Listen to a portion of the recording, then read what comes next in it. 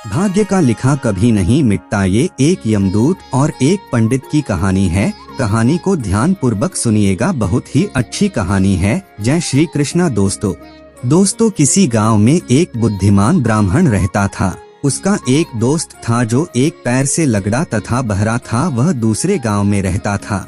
एक दिन वह ज्ञानी ब्राह्मण अपने बचपन के दोस्त से मिलने के लिए घर से निकला। उसके दोस्त का घर काफी दूर था।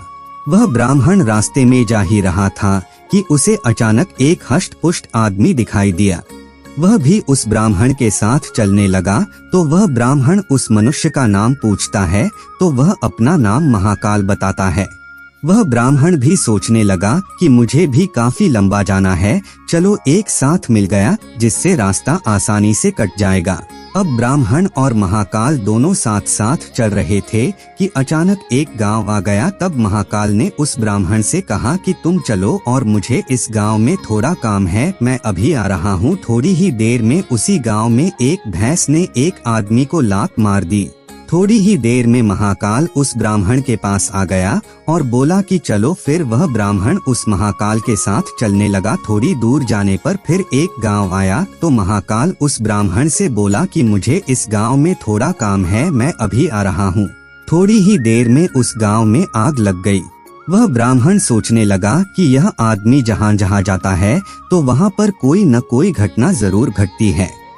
वह ब्राह्मण महाकाल से पूछ लिया कि भाई तुम कौन हो। ब्राह्मण की बात सुनकर महाकाल बोला कि मैं यमदूत हूँ, मनुष्यों के प्राण हरण करना मेरा काम है।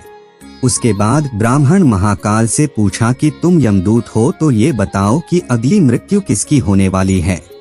तब महाकाल ने कहा कि अगली मृत्यु तुम्हारे उसी मित्र की होने वाली है जिससे तुम मिलने के लिए जा रहे हो। वह ब्राह्मण सोचने लगा यदि ऐसी बात है तो मैं अपने मित्र से मिलने नहीं जाऊंगा। महाकाल ने ब्राह्मण से कहा कि तुम जो सोच रहे हो ऐसा कुछ भी नहीं होगा, होनी अटल है इसलिए होकर रहेगी।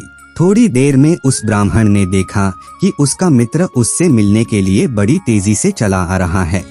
जैसे ही उसका मित्र उस ब्राह्मण के पास पहुंचता है, हृदयाघात होने के कारण उसकी मृत्यु हो जाती है। इससे उस ब्राह्मण को बड़ा पछतावा होता है। वह ब्राह्मण उस महाकाल से पूछता है, अच्छा ये बताओ कि मेरी मृत्यु कब और कैसे होगी। तब महाकाल ने कहा कि तुम्हारी मृत्यु ठीक 6 महीने के बाद दूसरे राज्य में फांसी लगने से होगी। वह ब्राह्मण फिर अपने घर गया और सीधे अपने राज्य के राजा के पास गया और ब्राह्मण ने राजा से सारी बात बता दी। तब राजा ने राज्य सभा में यह प्रश्न सबके सामने रखा। तब उस राज्य सभा में यह फैसला लिया गया कि यदि ऐसी बात है तो वह ब्राह्मण इसी राजमहल में 6 महीने तक रहेगा। राजा ने ब्राह्मण के लिए राजमहल में ही व्यवस्था करवा दी। धीरे धीरे समय व्यतीत हो रहा था। उस ब्राह्मण को नींद में चलने की बीमारी थी और यह बात उस ब्राह्मण को नहीं मालूम थी। जिस दिन उसकी मृत्यु होने वाली थी उसी रात्रि को ही वह ब्राह्मण राजमहल से निकलकर दूसरे राज्य के राजमहल में जाकर राजा के शयन कक्ष में राजा और रानी दोनों के बीच में जाकर सो गया। सुबह जब राजा उठा तो उस ब्राह्मण को अपने शयन कक्ष में देखकर बहुत क्रोधित हुआ और उस ब्राह्मण को फांसी की सजा सुना दी। तब वह ब्राह्मण उस राजा से सारी कहानी सुना डाली, जिसको सुनकर वह राजा अपना एक गुप्तचर अपने पड़ोसी राज्य के राजा के पास भेजकर सारी जानकारी ले ली। जिसको सुनकर वह राजा अपने फैसले पर बहुत पछता रहा था। लेकिन उस राज्य का एक नियम था कि एक बार राजा जो सजा सुना दे फिर चाहकर भी उसे नहीं बदल सकता। राजा ने एक राजसभा लगाई और इसका उपाय पूछा। तब उस राजसभा में यह फैसला लिया गया कि एक पतले धागे का फंदा बनाकर आप ब्राह्मण को पहनाकर अपना वचन पूरा कर लीजिए। फंदा पतला होने के कारण ब्राह्मण की मृत्यु भी नहीं होगी और आपके फैसले की लाज भी बच जाएगी। तब एक पतले पतले धागे से फांसी का फंदा बनाया गया और उसके अगले दिन ब्राह्मण के गले में डाल दिया गया और फंदे को खींच दिया गया। सभी ने यह सोचा था कि ब्राह्मण को कुछ नहीं होगा, लेकिन उस पतले धागे की वजह से उस ब्राह्मण का गला कट गया और खून तेजी से निकलने लगा। ज्यादा खून बह जाने की वजह से उस ब्राह्मण की मृत्यु हो गई। दोस्तों, इस कहानी से आप कई बातें समझे होंगे और साथ ही आप ये भी समझे होंगे कि किस तरह हमारे भाग्य का लिखा हमें मिलता है और साथ ही किस तरह दूसरों के भाग्य का लिखा भी हमारे द्वारा होते हुए दूसरों को मिलता है।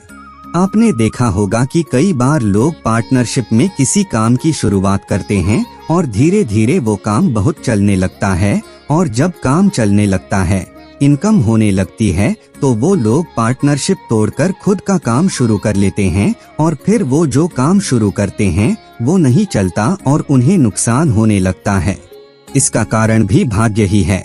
कई दफा ऐसा होता है कि दूसरे के अच्छे भाग्य की वजह से हमारा भी अच्छा होने लगता है, लेकिन हम ये बात नहीं समझ पाते और ज्यादातर लोग ऐसी बातों को मानते भी नहीं हैं। कई बार हमारा भाग्य हमारे दोस्त, हमारे पार्टनर, हमारे परिवार के लोगों के भाग्य से भी जुड़ा होता है और जब तक हम उनके साथ होते हैं तब तक हमारे साथ सब कुछ अच्छा होता है और जब हमसे उनसे दूर होते हैं तो हमारे साथ चीजें ज्यादा अच्छी नहीं होती। दोस्तों, जिस तरह किसी और के भाग्य की अच्छी चीजों से हमारा अच्छा होता है, उसी तरह इसका उल्टा भी होता है और दूसरों के बुरे भाग्य की वजह से हमारा भी बुरा होने लगता है। यही भाग्य का खेल है जो सारी जिंदगी हमारे साथ चलता रहता है। अगर आप ऐसी बातों को नहीं मानते और भाग्य पर विश्वास नहीं करते तो इस कहानी को अच्छे से 2 या 3 बार पढ़ें और अपने मन में सोचें कि क्या सच में ऐसा होता है। क्या आज तक आपके साथ ऐसा कुछ हुआ है जिसमें किसी और की वजह से आपको फायदा हुआ या फिर आपके परिवार में किसी सदस्य के बढ़ने से आपके साथ कुछ बेहतर हुआ?